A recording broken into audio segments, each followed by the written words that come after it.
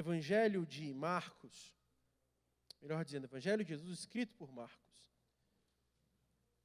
capítulo de número 7, do versículo 31 ao versículo de número 37.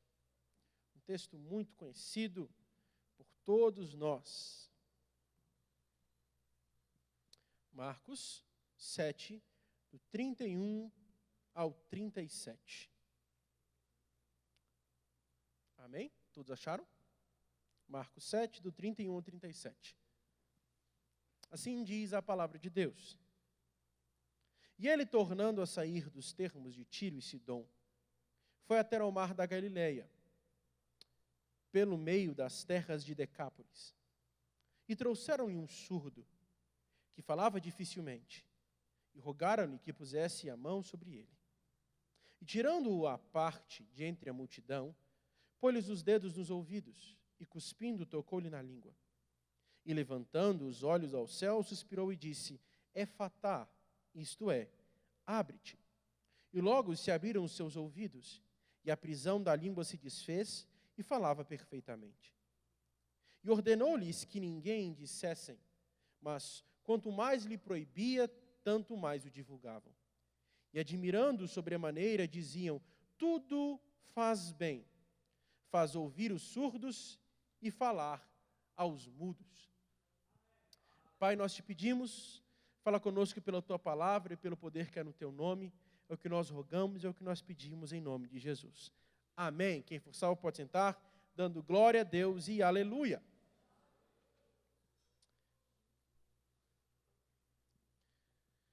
Quando nós olhamos para este texto, nós conhecemos muito bem esta narrativa e nós precisamos entender que Jesus está aqui manifestando o seu ministério aos de fora. Na última vez que nós ministramos, nós falamos a respeito da mulher cirofenícia, onde ela inicia um ministério aos de fora, aqueles que não pertencem ao povo de Israel. Nós estamos presenciando o segundo milagre de 3 milagres que são realizados nas regiões dos de fora. O primeiro milagre, nós vemos a mulher cirofenícia. O segundo milagre é a cura de um surdo mudo. O terceiro milagre é uma segunda multiplicação de pães e peixes. Com isso, nós percebemos algo grandioso. O ministério de Jesus agora está abrindo as suas fronteiras. O ministério está saindo das regiões de Israel e está tomando proporções aos gentios. O capítulo 7, versículo 31, especifica um trajeto. Jesus sai dos termos de Tiro e Sidom, onde realiza o milagre na mulher cirofenícia, vai até o mar da Galileia por meio das terras de Decápolis. Essa caminhada de Jesus tem aproximadamente 32 quilômetros. Jesus caminha 32 quilômetros para voltar ao mar da Galileia, passando pelas regiões de Decápolis. Você se lembra muito bem o que houve em Decápolis. Capítulo 5, versículos 1 ao versículo 20, nós vemos claramente a manifestação de Deus em terras estrangeiras. Ali, Jesus expulsa o demônio de um homem que morava nos sepulcros, e aquele homem torna-se o primeiro missionário. Ainda no capítulo 7, nós vemos que as consequências e a manifestação da graça de Deus através da vida daquele homem. Essa jornada que percebemos aqui indica a inclusão do mundo não judaico no ministério de Jesus. Outra coisa que destacamos é que Jesus, ao passar por Decápolis, ele está dando mais uma chance àqueles cidadãos. Aqueles cidadãos que trocaram Jesus pelos porcos, aqueles cidadãos que trocaram Jesus por causa dos seus bolsos, agora Jesus está retornando para aquela região para desempenhar o seu ministério. Isso mostra que Jesus é especialista em dar segundas chances.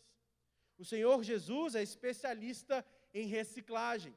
O Senhor Jesus é especialista em demonstrar sua graça e sua benevolência. O Senhor Jesus é especialista em perseverar pelo povo. O Senhor Jesus é especialista em derramar graça àqueles que um dia o rejeitaram. Porque o Senhor Jesus é um Deus de segundas chances. Eu não sei na sua caminhada se por acaso você errou, mas a boa notícia é que Jesus está dando segunda chance a você constantemente em sua caminhada. Percebemos então que Jesus retorna àquela região para demonstrar a sua graça e uma vez mais manifestar uma segunda chance àquele povo. No versículo 32, nós vemos que alguns homens trouxeram um surdo que falava dificilmente, dar-se a entender que a sua fala é difícil por causa da sua surdez. A sua mudez é consequência da sua surdez.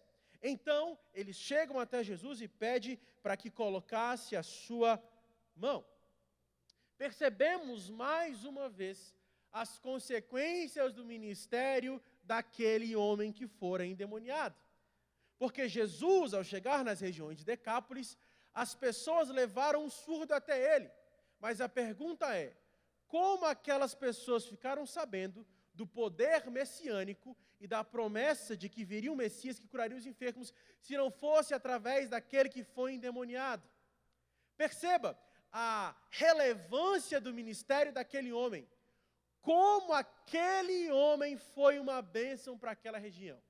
Se não fosse o testemunho daquele homem, provavelmente este surdo-mudo não teria acesso à graça de Deus. Mas por causa do testemunho daquele endemoniado, aquele homem fora transformado. Perceba uma coisa que é interessante para compreendermos o contexto histórico aqui.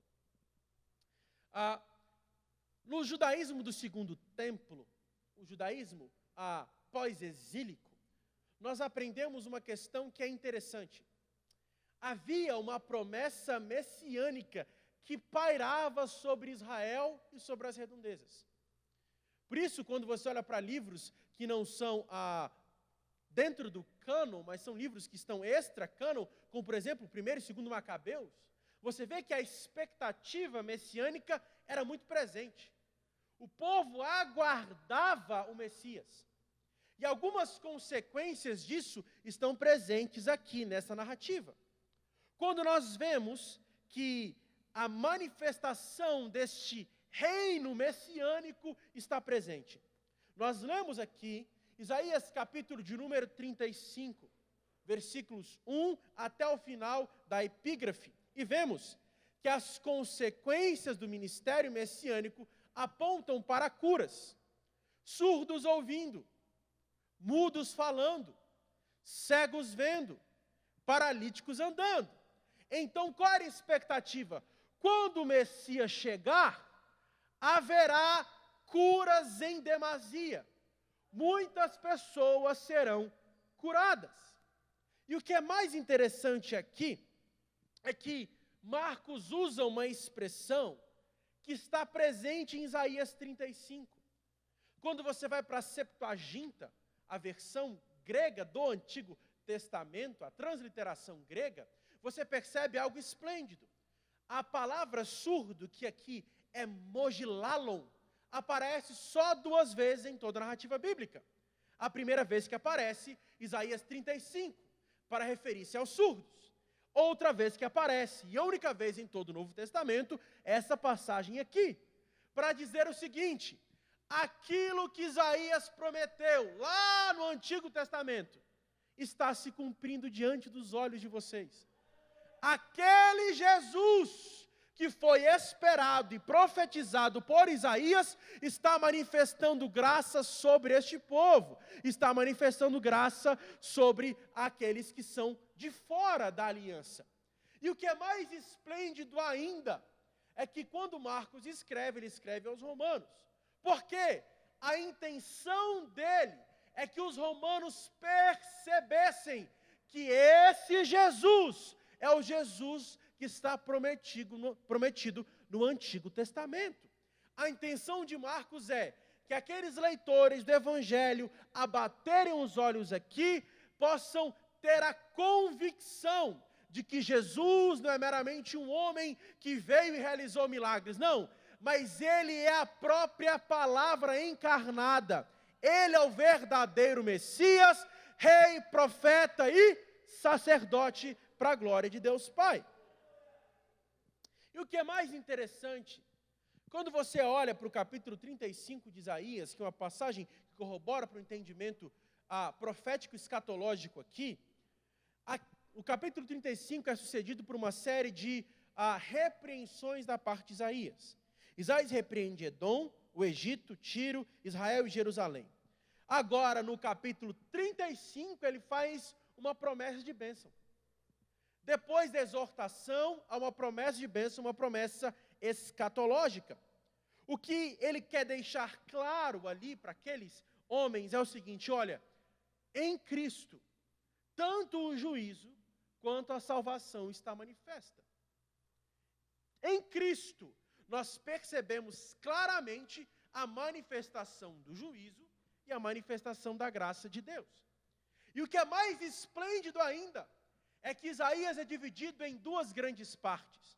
Uma primeira parte, que vai do capítulo 31, capítulo 1 ao capítulo 40, ou final do capítulo 39, e o que vai em diante. Mas aqui é a promessa mais perceptível do ministério messiânico. Do capítulo 40 em diante, apresenta basicamente a figura do Messias, e o Messias tipologicamente apresentado através de Ciro. Então você percebe que os leitores daquele tempo, ao presenciarem este texto, ele está falando o seguinte: está acontecendo. Aquele Jesus que foi prometido por Isaías está claramente sendo percebido aqui. Ele pisou nestas terras, ele andou entre o povo, ele curou enfermos, ele deu vista aos cegos, deu audição aos surdos, deu voz aos mudos, fez paralíticos andar, mortos ressuscitar. Ele está manifestando o reino de Deus. Por isso percebemos algo maravilhoso aqui. Para que aquele homem tivesse acesso à graça, ele precisou ser levado pelos seus companheiros, seus amigos ou algumas pessoas. Precisamos trazer os aflitos, os pecadores, à igreja. Aquele homem que era surdo e mudo precisou da ajuda de alguém para que ele tivesse acesso a Cristo. As muralhas da sua deficiência foram transpassadas por alguém que tornou acessível o contato com Jesus. Eu quero que você entenda nessa noite que nós devemos ter uma vida intencional. Nós precisamos convidar os surdos, os mudos, os cegos para conhecerem a Cristo. Nós precisamos chamar os de fora.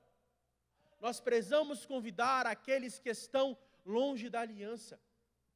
Não estou chamando você para convencer ninguém, mas eu quero afirmar em alto e bom tom que a unção despedaça o jugo. E quando o evangelho é pregado, o coração granítico, o coração de pedra é quebrado e é despedaçado pelo poder do evangelho. Nós precisamos somente trazer os pecadores e deixar que o Espírito Santo de Deus transforme a vida destes homens e dessas mulheres. Mas aqueles homens cometem um ligeiro equívoco. Eles trazem Jesus e falam: Jesus, coloca a mão sobre este homem e este homem será curado. Eles se empolgaram. Eles se empolgaram tanto que queriam apresentar a Jesus um método. Apresentar a Jesus como Jesus deveria curar aquele homem. Apesar da fé daqueles homens, eles estavam prendendo Jesus dentro de uma redoma. Prendendo Jesus dentro de um método. E Jesus curou de várias formas em seu ministério. Algumas pessoas ele curou pelo poder da palavra. Por exemplo, o servo do centurião. Pelo poder da palavra, aquele homem foi curado. Outro caso é quando ele cospe na terra, faz um barro, um lodo, uma lama, coloca nos olhos de um cego para que ele possa ver. Outra vez, nós vemos que ele cospe, coloca nos olhos de um homem, depois ele toca no glóbulo ocular daquele mesmo homem para curá-lo. Um milagre em 2 estágios. Perceba que Jesus não está preso a métodos. Jesus não está preso dentro de redomas. Jesus não está distrito e circunstanciado à nossa metodologia. Nós não podemos dizer, Jesus só é salvo quem fizer assim, assim, assado. Só é salvo se ele for para a igreja, for participar do discipulado 3 meses, ser batizado e frequentar os cultos.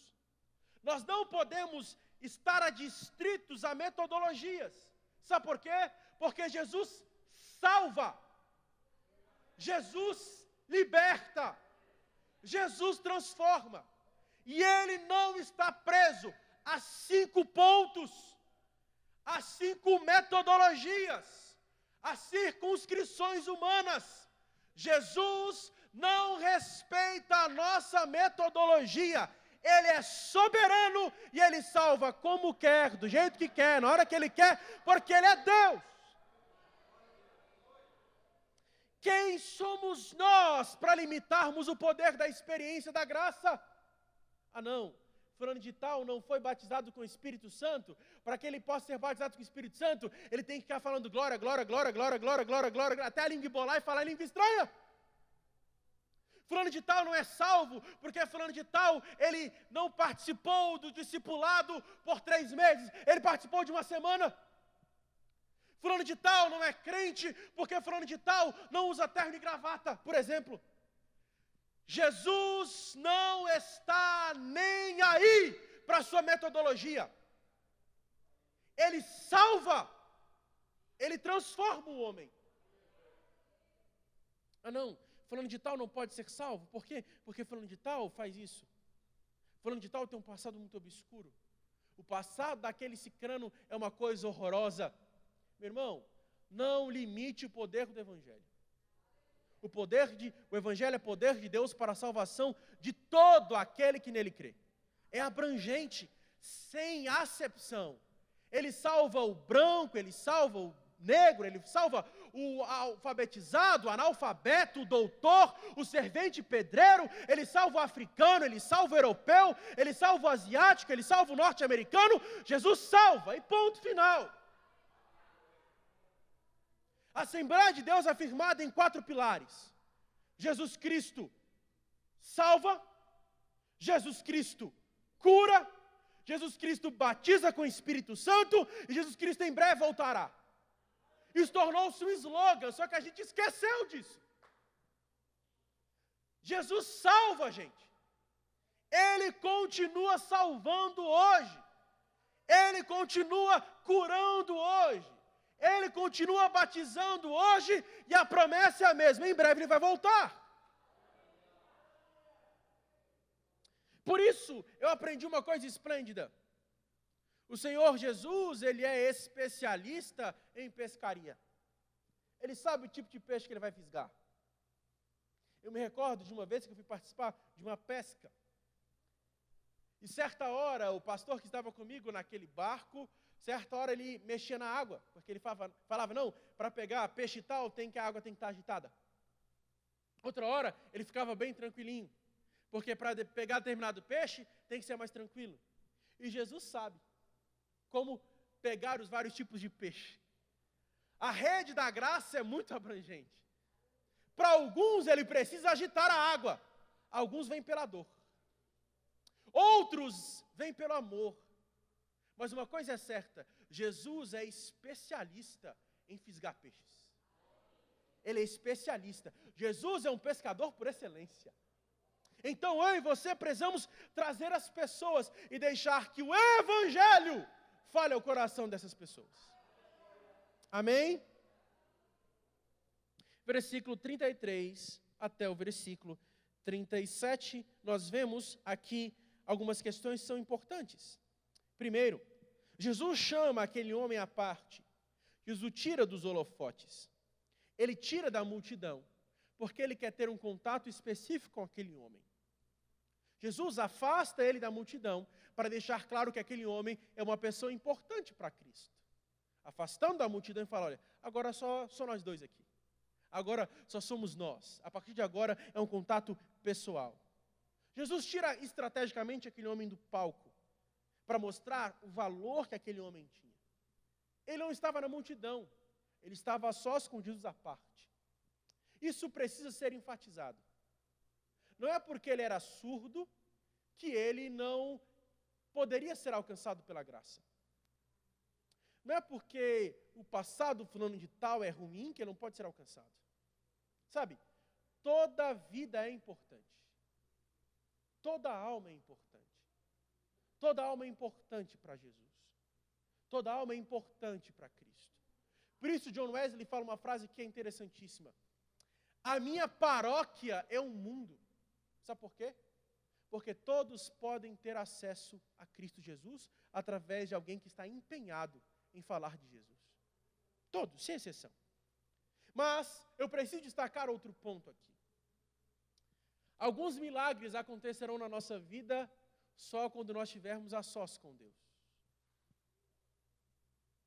Às vezes nós precisaremos fechar a porta do nosso quarto, falar com o Senhor em secreto, sem que ninguém esteja vendo.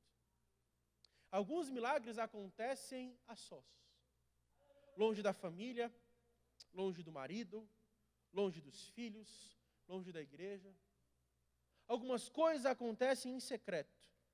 Algumas experiências da vida espiritual você deverá passar sozinho. Algumas coisas você passará sem ajuda. Algumas coisas é só você e Deus. Seu marido não vai entender, sua esposa não vai entender, sua família não vai entender, o pastor não vai entender, a igreja não vai entender, é só você e Deus. Outra coisa que eu aprendo é que Jesus aparta aquele homem, coloca os dedos nos ouvidos, cospe e toca em sua língua. O que eu aprendo é que, ao ter contato com aquele homem, ele está manifestando uma vez mais a importância que aquele homem tem. Você sabe muito bem que os enfermos eram marginalizados. Mas ao aproximar-se, tocar naquele homem, ele está mostrando a abrangência da sua graça. A saliva é considerada um fluxo corporal. Quando você olha para Levítico, a saliva, juntamente com o pus, com o sêmen, com a menstruação, é considerado um fluxo corporal. E, de certo modo, era impuro. Mas, dentro do judaísmo do segundo século, entendia-se que um homem que tinha poder e autoridade, um homem santo, tinha poder para curar através de sua saliva. Eu não sei se a intenção de Cristo era manifestar isso aos olhos dos homens, mas eu conto que está na história, o contexto é esse. Um homem santo tinha poder em sua saliva para curar alguém. Então Jesus cospe, com aquele cuspe, a sua saliva, ele toca na língua daquele homem. O fluxo corporal, o poder curativo estava manifesto. A unção de Jesus com a saliva pode ser considerada uma antecipação do que irá ser manifesto na cruz. A saliva, portanto, ali, parece apresentar um caráter quase que sacramental, uma unção. Algo que não pode ser percebido pelos olhos humanos, a não ser por uma vida espiritual. Então aquele homem recebe o toque de Jesus. E o toque de Jesus é transformador. Eu preciso que você entenda isso. Onde Jesus toca, algo acontece. Se ele toca na sua casa, algo acontece na sua casa. Se ele toca na sua saúde, algo acontece na sua saúde. Se ele toca nas suas finanças, algo acontece nas suas finanças. Aonde Jesus toca, algo acontece. Jesus tocou na língua daquele homem como quase que um caráter sacramental, uma antecipação do que virá na grande ceia, nas bodas do Cordeiro, onde nós estaremos sendo servidos pelo próprio Rei Jesus Cristo. Outra coisa que vemos é o poder da palavra de Jesus. Ele diz, efatá, e isto significa abra-se. Efatá aqui não é uma palavra mágica, não é? Não é um abracadabra. Certa vez eu vi numa igreja que ele criou, o pastor criou um slogan dizendo efatá.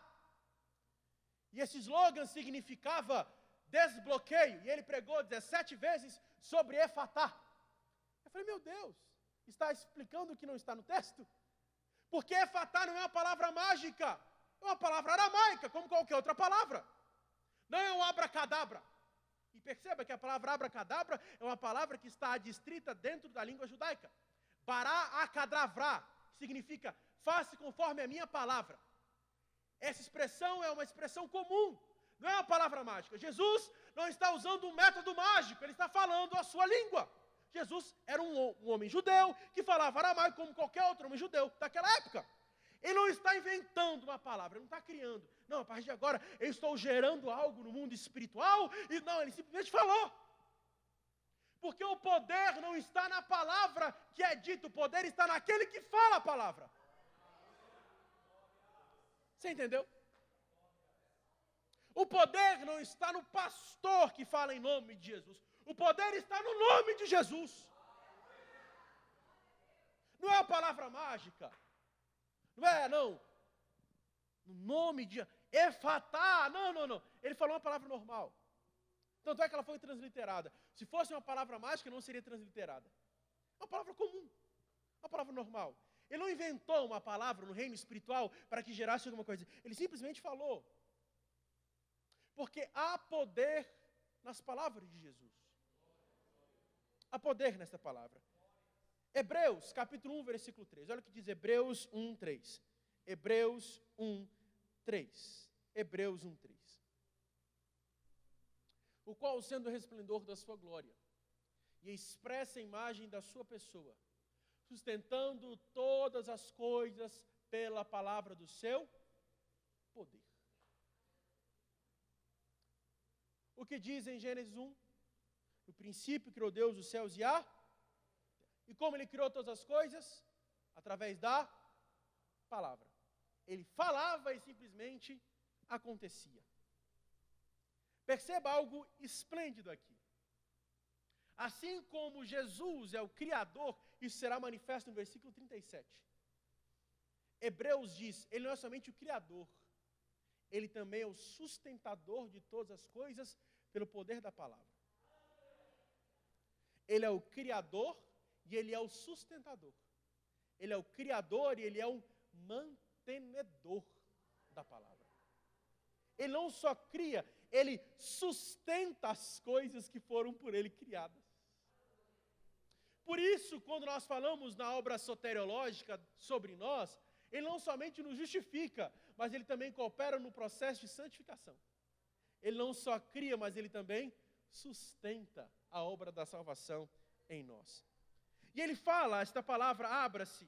E quando ele fala, logo abriram seus ouvidos, e a prisão da língua se desfez, e falava perfeitamente.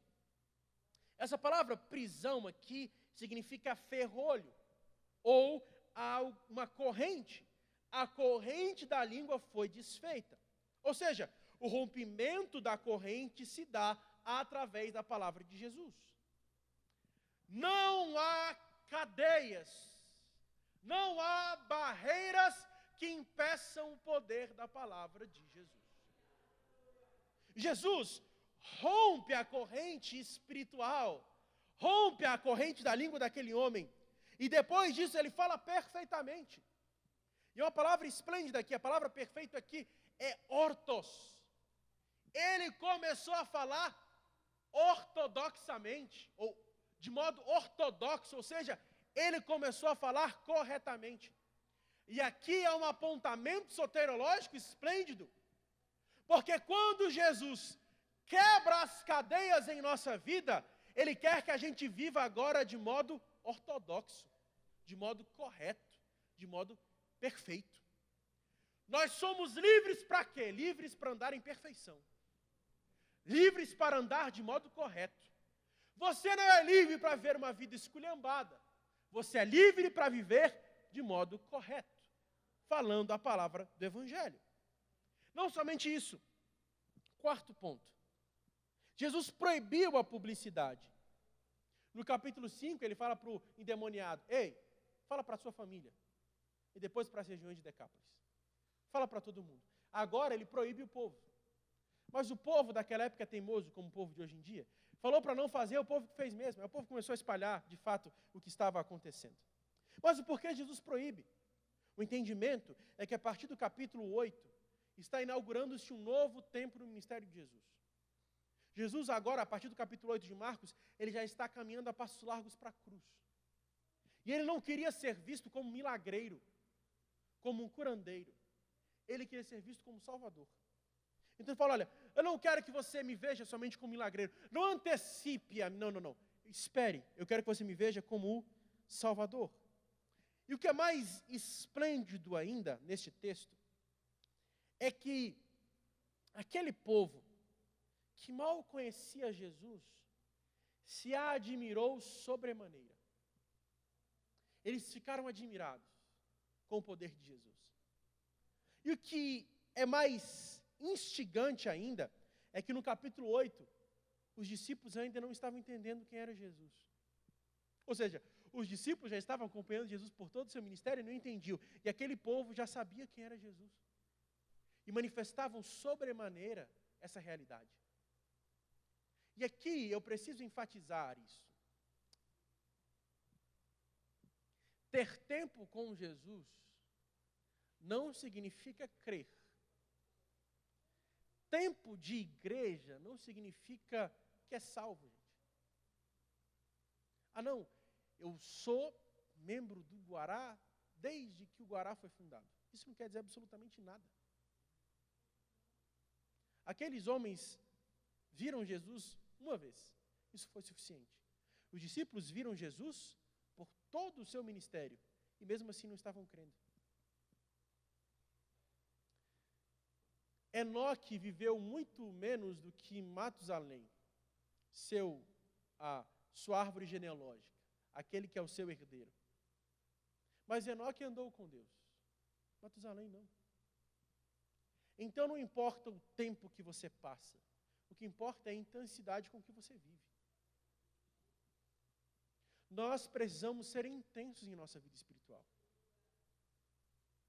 Sabe, a gente precisa sair do piloto automático. Nós precisamos dar um próximo passo.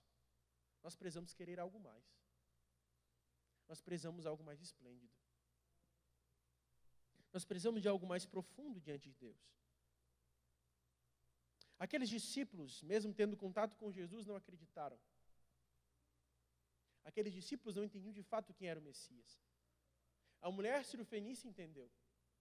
Aqueles homens que presenciaram um milagre entenderam, mas os discípulos não. E olha o que eles dizem aqui. Tudo faz bem. Assim como tudo que acontece no Éden é vaticinado pela bondade, tudo que o Senhor fez é bom. Aqui está vaticinando o poder criador de Jesus. Tudo que Ele faz é bom. Tudo que Ele faz é majestoso. Os milagres de Jesus revelam as obras de Deus. Quando Deus cria o universo, Ele mesmo dá sua nota positiva.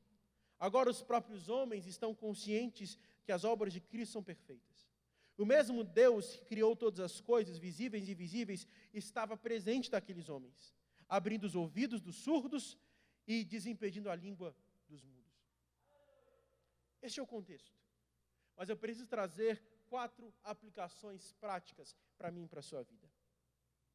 Este texto nos ensina que Jesus tem poder para curar os espiritualmente surdos. Surdo é um homem indiferente aos lamentos e os sofrimentos dos pobres, doentes e necessitados. Surdo é aquele que está com seus ouvidos fechados ao clamor do mundo. Já dizia John Stott, nós temos 2 ouvidos, não é por acaso. Com o ouvido nós ouvimos a voz de Deus, com o outro ouvido nós ouvimos o clamor dos perdidos. E eu quero que você compreenda isso em alto e bom tom. Você precisa acreditar nisso. Ser espiritualmente surdo é alguém que está indiferente ao sofrimento, indiferente às lamúrias. Surdos são todos aqueles que estão com os ouvidos fechados à palavra, que dizem não ao convite da graça, que dizem não à salvação, que dizem não ao Evangelho. Ao ouvirmos o convite do Senhor para nós, nós devemos ser como Samuel, que diz, fala que o teu servo ouve. Nós não podemos ser como Jonas. Ao ouvirmos o convite de Deus, nós não podemos fugir da sua vontade. Surdos são aqueles que tapam os ouvidos para a voz de Deus. Surdos são aqueles que estão com os ouvidos contrários à vontade do Senhor. Surdo é aquele que está com os ouvidos fechados à admoestação. Provérbios 11, 14 diz que na multidão de conselhos há sabedoria. Surdo, ouve, e na verdade não está ouvindo absolutamente nada. Está com os ouvidos tapados. Surdos são aqueles que são exortados por Deus para abandonarem um pecado, mas ficam agarrados à iniquidade. Surdos são aqueles que são convidados a chegar a beber dos rios de água viva, mas cavam cisternas rotas. Surdos são aqueles que são desafiados a buscarem uma vida cheia do Espírito, consagrarem, mas enterram seu talento e acovardam-se na luta. Esse texto nos ensina que Jesus tem poder para curar os espiritualmente mudos. Mudos são aqueles que se omitem. O disfarce da verdade é tão reprovável quanto a mentira. Mudo é o homem que se conforma com os valores relativos deste mundo. Mudo é aquele que não ergue a voz em protesto contra as injustiças. Mudo é aquele que se cala e não se compromete e covardemente sacrifica aquilo que Jesus fez por ele mesmo. Mudos são aqueles que deixam de levar as boas novas. Mudos são aqueles que se calam na pregação. São aqueles que escondem a mensagem do Evangelho para si mesmos. Todos nós somos mudos quando nós não pregamos o Evangelho aos pobres, quando nós não pregamos o Evangelho aos ricos, quando nós deixamos de falar de Jesus àquele que necessita. O mundo é mais infeliz pela omissão dos retos do que pela malícia dos maus. O mundo é mais infeliz pelo silêncio dos cristãos do que pelo grito dos incrédulos. O mundo está em ampla infelicidade, porque muitas vezes a igreja está esquecendo da sua missão. A W. Tozer diz que o profanar da graça são santos sem santidade. Nós precisamos falar de Jesus. Nós precisamos falar do Evangelho. Nós não podemos ser surdos ao convite da graça. Nós não podemos ser mudos ao entendermos o convite da graça. Jesus te chama para viver algo novo, um ministério novo em sua vida, mas muitas vezes você está com seus ouvidos tapados. E você não compreende aquilo que Ele tem para fazer através da sua vida. Eu e você precisamos estar com os nossos ouvidos atentos e com a nossa língua destravada para falar de Jesus. Afinal de contas, a boca fala aquilo que o coração está cheio. Sabe o porquê as nossas igrejas não crescem como cresciam no passado? Porque na década de 80, 90, principalmente em nossa denominação, todo crente era um missionário. Todo crente era um missionário. Hoje em dia, muitos são como um 007. São espiões. Passam desapercebidos. É como a história que eu vi uma vez de um rapaz que foi dar um testemunho na igreja, e ele disse o seguinte: ele trabalhava nas Forças Armadas, ele ficou os 8 anos lá e tal, e no final ele foi dar o testemunho e falou: irmãos, por 8 anos, para a glória de Deus, ninguém descobriu que eu era crente. Eu falei, miserável, né? Pensei, miserável.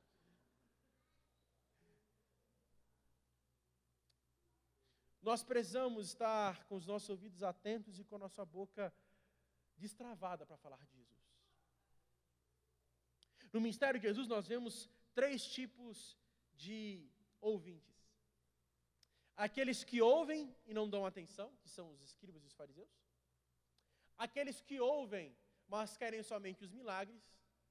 E aqueles que ouvem e são transformados pelo toque de Jesus.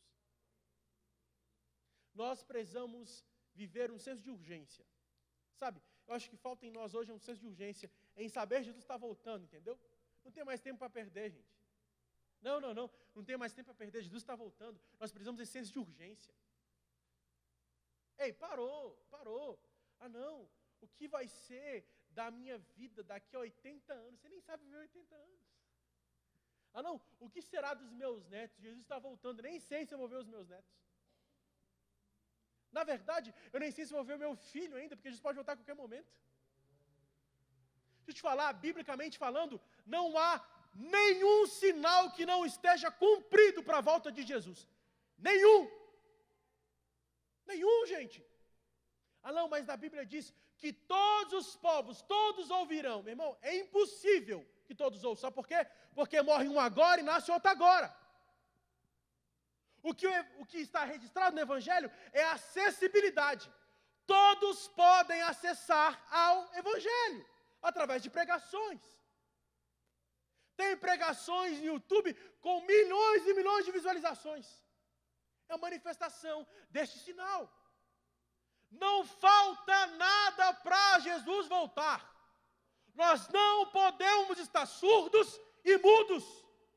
Quando o evangelho ser pregado, nossos ouvidos precisam ser despedaçados pelo óleo da graça. Sabe, a nossa surdez precisa ser despedaçada, a nossa língua precisa ser desprendida. Jesus está voltando. Quarto e último, percebam quão abrangente é a graça. Desde Abraão a promessa é a mesma. Benditas serão em ti todas as nações da... O que são todas as nações? São algumas? Não. São todas. Todas são? Todas as nações. Todas as nações serão benditas. Isso já está cumprindo-se em Abraão, o pai da fé. E perceba que Abraão, ele era caldeu. Ele era de Ur dos caldeus. Ele era pagão.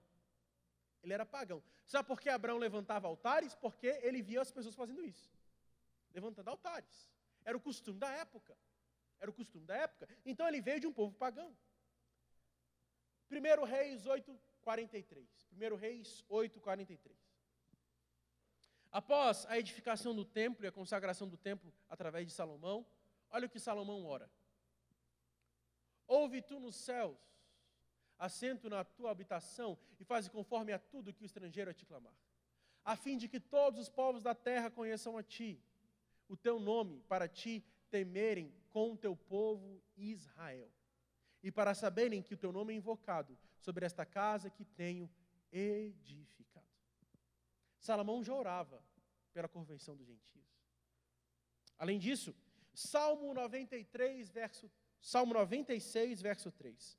Salmo 96, verso 3. Anunciai entre as nações a sua glória, entre todos os povos as suas maravilhas. Todos os povos. Perceba que os profetas já falavam a respeito disso. Isaías 2, do 2 ao 5. Isaías 2, do 2 ao 5. Isaías 2, do 2 ao 5. Consigo achar aqui. Mais rápido. Achou. E acontecerá nos últimos dias que se firmará o monte da casa do Senhor, o cume dos montes, ele se levará por cima dos outeiros, e correrão a ele todas as nações. Irão muitos povos e dirão, vinde e subamos ao monte do Senhor, a casa de Deus de Jacó, para que ensine seus caminhos e andemos em suas veredas, porque Sião sairá a lei e de Jerusalém a palavra. Ele julgará entre as nações e repreenderá muitos povos. E estes converterão as suas espadas em enxadões e suas lanças em foices. Uma nação não levantará espada contra outra nação, e nem aprenderão mais a guerrear. Vinde, ó casa de Jacó, e andemos na luz do Senhor. Isaías já profetizava o que acontecerá no milênio. Todas as nações voltar-se-ão para o esplendor de Cristo. Jeremias 3:17. Jeremias, capítulo 3, versículo 17. Naquele tempo chamarão Jerusalém trono do Senhor, e todas as nações se juntarão a ela, em nome do Senhor em Jerusalém. Nunca mais andarão segundo o seu propósito, do seu coração maligno. Zacarias 8, 20 ao 22. Zacarias 8, do 20 ao 22. Zacarias 8, do 20 ao 22. Assim diz o Senhor dos Exércitos, ainda sucederá que virão os povos e os habitantes de muitas cidades. E os habitantes de uma cidade irão a outra, dizendo, vamos depressa suplicar a favor do Senhor, e buscar o Senhor dos Exércitos, e eu também irei. 22, por favor. Assim virão muitos povos e poderosas nações a buscar em Jerusalém o Senhor dos Exércitos, e a suplicar o favor do Senhor.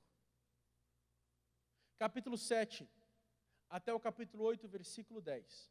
Nós vemos o ministério aos de fora, o ministério de Jesus aos de fora.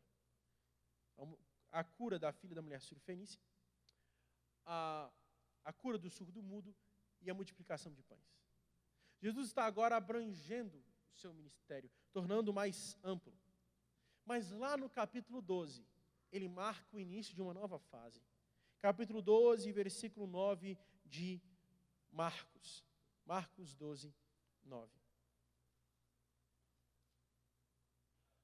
Que fará, pois, o Senhor da vinha? E destruirá os lavradores e dará a vinha aos outros? Ainda não leste a Escritura? A pedra que os edificadores rejeitaram, esta foi posta por cabeça de esquina. Isto é, foi feito pelo Senhor, e é coisa maravilhosa aos nossos olhos. E buscavam prendê-lo, mas temiam a multidão, porque entendiam contra eles, dizia esta parábola, deixando-o, foram-se. No capítulo 12, Jesus agora abre uma nova fase. No capítulo 8 ele inaugura, no capítulo 12 ele abre uma nova fase. Os que são de Israel me rejeitam. Agora o meu ministério estará voltado para os gentios. Os gentios agora serão o principal objeto do meu ministério. O requisito para participar do reino de Deus não é uma nacionalidade, mas é a fé. Portanto, os gentios passam a ser como os judeus, receptores desta graça. Prezamos levar os de fora, entender que não há indignos, todos podem ser transformados pela graça. Somos chamados a ver todas as pessoas criadas em imagem de Deus, devemos ministrar a eles. A intenção de Marcos aqui é mostrar uma coisa maravilhosa. Assim como Jesus pode curar o surdo e o mudo, Jesus pode transformar a vida daquele homem, Jesus pode transformar a nossa vida hoje. O mesmo Senhor que estava lá no Éden, criando todas as coisas, é o mesmo Senhor que estava curando aquele surdo mudo. O versículo 37 diz, tudo que ele faz muito bem. Referindo-se a Gênesis capítulo 1. Tudo que ele faz muito bem. E a boa notícia é, o Jesus que estava no Éden, o Jesus que estava ali nas regiões de Decápolis, é o Jesus que está aqui hoje para realizar um milagre na minha e na sua vida. Ele é o mesmo ontem, Ele é o mesmo hoje, Ele é o mesmo eternamente. Jesus permanece o mesmo. Afinal de contas, Ele é criador, mas Ele também é sustentador de todas as coisas. Ele não muda, Ele é perfeito em palavras e obras. Coloque-se de pé, eu quero orar com você. Esse Jesus está aqui hoje para falar a mim e a sua vida, para falar ao nosso coração pelo poder do Evangelho. Nós um dia fomos surdos, mas Ele tocou em nós. Um dia nós fomos mudos, mas Ele tocou em nossa língua. Um dia estávamos perdidos, mas fomos achados. Como ovelhas desgarradas, estávamos longe do aprisco, mas o Senhor Jesus nos traz a perto, nos fazendo agora participantes deste reino. Eu não sei o que se passa na sua vida, no seu coração, mas uma coisa eu quero dizer para você. Onde Jesus toca, algo acontece. E Ele está aqui hoje para tocar na minha e na sua vida, se assim você crê. Senhor Jesus, nós te damos graça por ouvirmos a sua palavra. Palavra essa que transforma, que muda, palavra essa que edifica, que consola, que exorta. Pai, toque em nós, como o Senhor tem tocado ao longo de todas as gerações, como o Senhor tocou neste surdo mudo, como o Senhor tocou, Jesus, sobre a vida daquele homem, toque em nós. Comece a realizar milagres, prodígios e maravilhas em nossa vida. Nós somos os de fora. Nós éramos alheios à aliança e à promessa, mas através da sua obra e da sua cruz somos trazidos para perto, agora nós somos seu povo. Um dia fomos surdos, mas agora fomos libertos. Um dia fomos mudos, mas agora nossa língua foi destravada. Nós podemos dizer em alto e bom tom que Jesus Cristo é o mesmo ontem, hoje, eternamente. Ele continua realizando, Ele continua fazendo, Ele continua transformando, Ele continua salvando, libertando, batizando com o Espírito Santo, curando. Jesus é o mesmo ontem, hoje, eternamente. Por isso, Pai, dai-nos coragem para falarmos às multidões que o Senhor tem poder para transformar. Que o Senhor tem poder para quebrar o coração de pedra e transformar em coração de carne, porque este é o poder do Evangelho, é o poder que transforma a vida do homem, da mulher, da criança, do idoso, é o poder que transforma a nossa vida, que transforma o Guará, que transforma Brasília, que transforma o Brasil, que transforma o mundo. Este é o poder do Evangelho. Torna-nos anunciantes, torna-nos missionários desta graça. É o que nós oramos e pedimos em nome de Jesus. Amém e graças a Deus. Amém?